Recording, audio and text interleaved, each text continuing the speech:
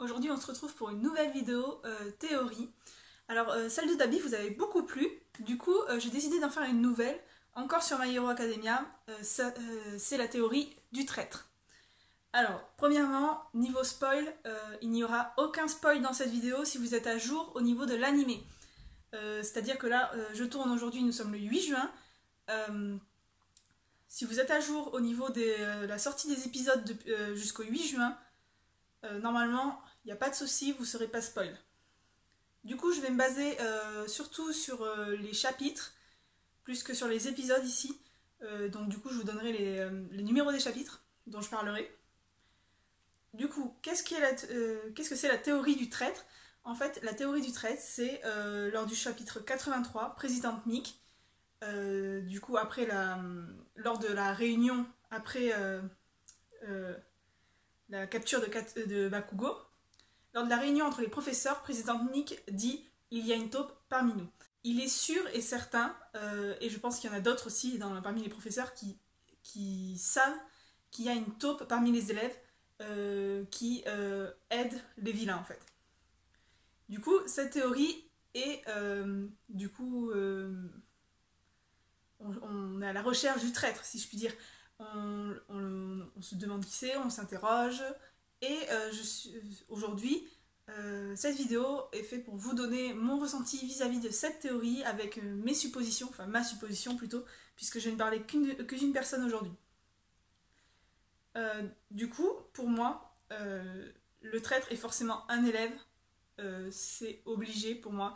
Je ne vois pas un professeur de l'école ou même le directeur qui trahirait les élèves. Enfin, pour moi, ça me paraît étrange. Et pour moi, c'est un élève de la première, enfin de la seconde A. C'est quasiment obligé, je trouve. C'est forcément un élève auquel on s'est attaché. Forcément un élève qu'on connaît, puisque sinon ça n'aurait aucun intérêt de faire venir un élève random qui, tout d'un coup, devient le traître. Donc les élèves qu'on connaît actuellement, il y a la seconde A, quelques élèves de la seconde B, donc il y a Tetsu par exemple, ou celle qui a les grandes mains, ou ce genre d'élèves. Pour moi, c'est forcément un élève de la seconde A, puisque c'est les élèves auxquels on s'est le plus attaché et qui ont, à mon avis, le plus de chances d'être le traître. Parmi les élèves, il y en a un qui a retenu mon attention et qui pour moi est le traître, c'est Toru. Alors vous allez me dire, mais non, elle est trop choupie et tout. Oui, elle est trop choupie, mais il y a plein d'arguments qui peuvent faire qu'elle est le traître. Du coup, je vais beaucoup regarder en bas dans cet angle-là, puisque j'ai mes notes. Et comme il y a beaucoup de choses, je veux rien oublier et avoir une théorie et une vidéo super complète. Du coup, je suis désolée si parfois je regarde mes notes, voilà.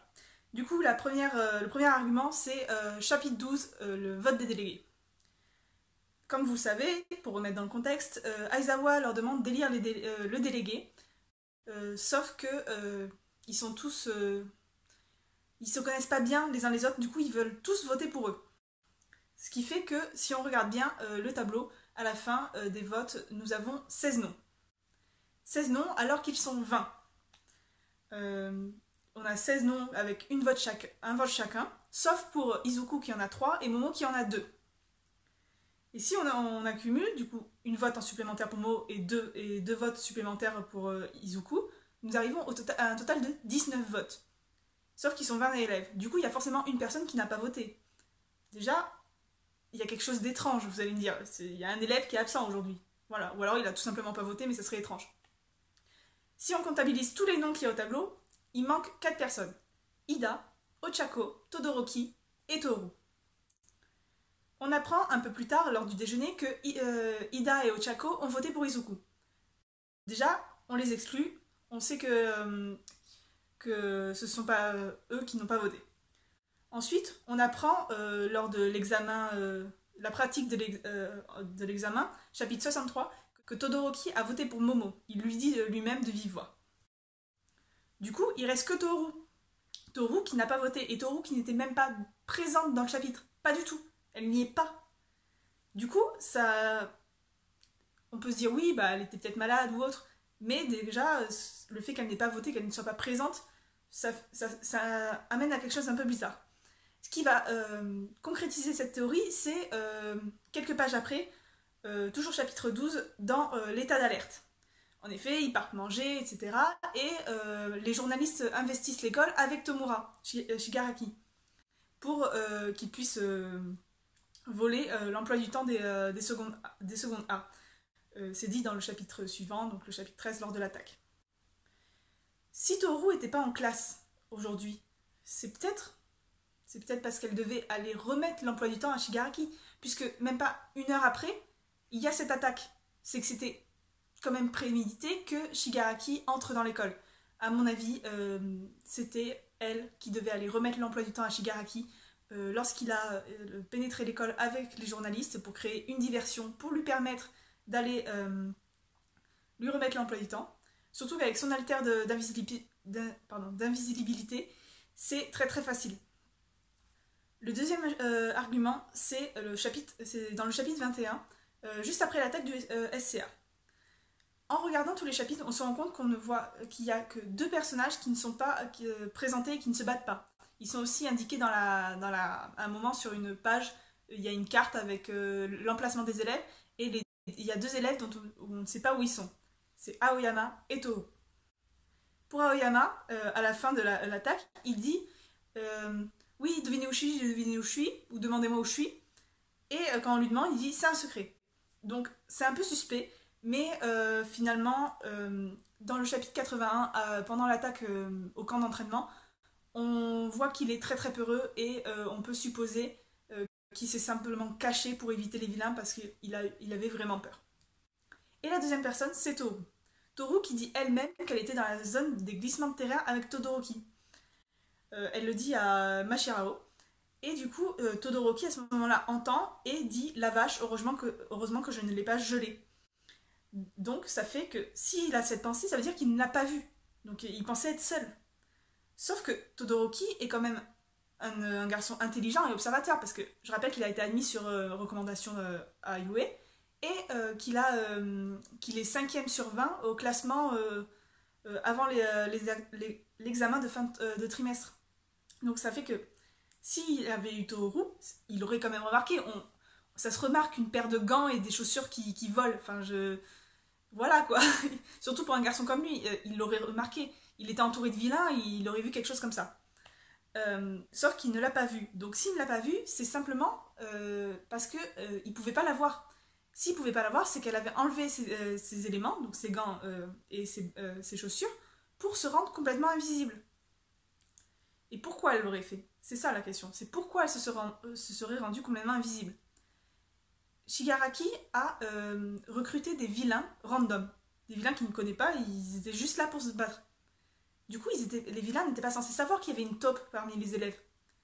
Et si elle s'était rendue invisible, exprès, pour éviter le combat et éviter d'être blessée, parce que justement, ils ne savaient pas qu'elle était de leur côté. Pour moi, c'est quelque chose qui est probable qu'elle ait fait, qu'elle se soit déshabillée pour se rendre invisible et cachée pour éviter les attaques et les vilains. Prochain argument, c'est chapitre 67. C'est un argument très très court. C'est tout simplement Toru qui propose la sortie shopping à sa classe.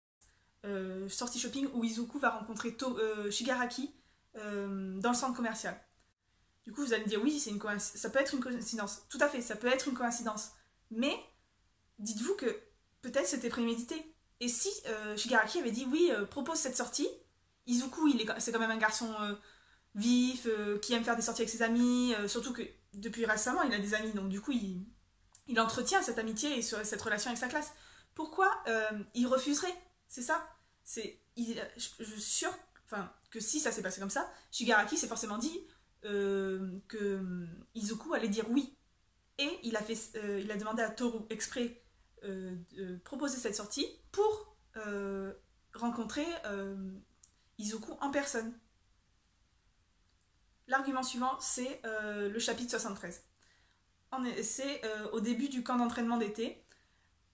On a une vision de nuit avec les vilains qui arrivent et qui sont en haut de leur falaise en disant oui, on attend que l'on soit au complet. Et on a une page avec la vision des dortoirs. On a la vision des étudiants endormis, donc une case sur les garçons, une case sur les filles. Sur la case des garçons, on remarque qu'il y a un lit qui est vide. On a quelques garçons et un lit vide. Du coup, ça peut nous mettre la puce à l'oreille. Tiens, il y a un lit vide, c'est où est l'élève en fait. Sauf que on ne peut pas en tirer une conclusion puisque sur la case au total on ne voit que 6 garçons alors qu'ils sont beaucoup plus nombreux. Du coup, on ne peut pas se dire oui, c'est tel garçon qui est parti puisqu'on n'en sait rien. Et sur la case des filles, on peut voir que toutes les filles sont présentes. Sauf que si on regarde le lit de Toru, du coup on peut voir qu'elle est dans son lit puisqu'il y a l'ombre sur le matelas, il n'y a pas de souci. Mais elle ne porte pas de vêtements. Et sa couverture est baissée à ses pieds. Sauf que, pourquoi elle porte pas de vêtements? Parce que Toru est quand même une fille pudique. Malgré son alter, c'est une fille pudique qui n'aime pas se déshabiller. Ce qui peut se comprendre. Elle le dit à un moment dans le manga. C'est pourquoi est-ce qu'elle est toute nue actuellement? Pourquoi elle dort nue? C'est ça la question. Pourquoi est-ce qu'elle s'est mise toute nue pour dormir? On peut dire oui, elle est avec les filles, elle est plus à l'aise. Mais c'est quand même étrange. Je veux dire, toutes les autres filles sont en pyjama. Pourquoi elle est toute nue? Alors que, bon, pour dormir, elle mettrait un pyjama normalement. Du coup, elle est nue et en plus découverte puisqu'elle a sa couverture aux pieds. Du coup, c'est quand même inhabituel.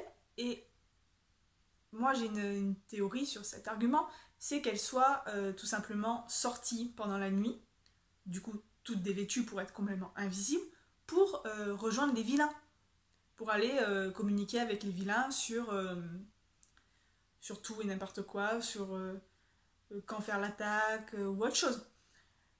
C'est une possibilité, on va dire, ça serait une raison pourquoi elle est nue actuellement. Et à ce moment-là, le fait qu'il y ait un lit vide chez les garçons serait un piège de la part de l'auteur pour nous indiquer que le traître serait un garçon. Puisque la venue du mot traître vient juste après l'arc camp d'entraînement. C'est à ce moment-là, après la capture de Bakugo, que présidente Mick dit qu'il y a un traître.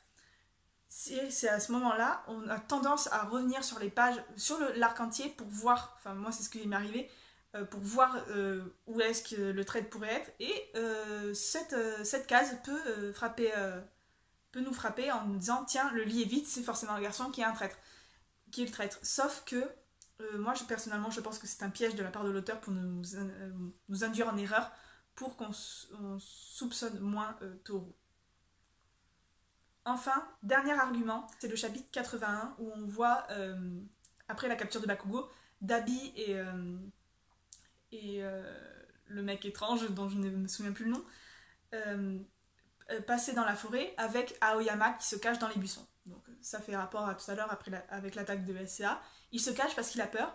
Et on peut voir que Toru et Kyoka sont inconscientes à cause du gaz et qu'elles ont été laissées à sa charge. Du coup, si Toru est inconsciente à cause du gaz, elle ne s'est pas battue contre les vilains. Donc c'est encore une excuse pour ne pas s'être battue. Vous voyez? Et enfin, c'est plus une supposition qu'un argument. C'est quelque chose qui peut être probable. Et si son alter, en fait, n'était pas d'être invisible? Enfin, je m'explique. Son alter est d'être invisible, mais pas H24. Si elle pouvait se rendre visible, mais tout simplement qu'elle ne le faisait pas. Elle pourrait tout simplement garder son alter actif à chaque fois qu'elle est en présence de personnes liées à Yue ou avec ses camarades de classe, pour justement rendre cette image un peu effacée d'elle, pour être moins soupçonnée et plus discrète, afin de plus facilement retourner sa veste. Voilà. C'est la fin de cette théorie. Si vous avez des questions sur la théorie, si vous voulez débattre aussi, vous pouvez, dans le respect des règles, etc. Vous pouvez débattre dans les commentaires, j'y répondrai avec plaisir, il n'y a pas de souci. Si vous voulez démonter un de mes arguments ou en rajouter d'autres, il n'y a pas de souci.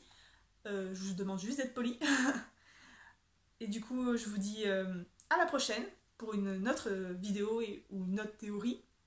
Je pense que la prochaine théorie sera sur encore du My Hero Academia peut-être. je pense. Peut-être sur une théorie couple cette fois-ci, une théorie ship. Peut-être du Tododeku ou peut-être du Kiribaku, ça dépendra. Voilà, bye!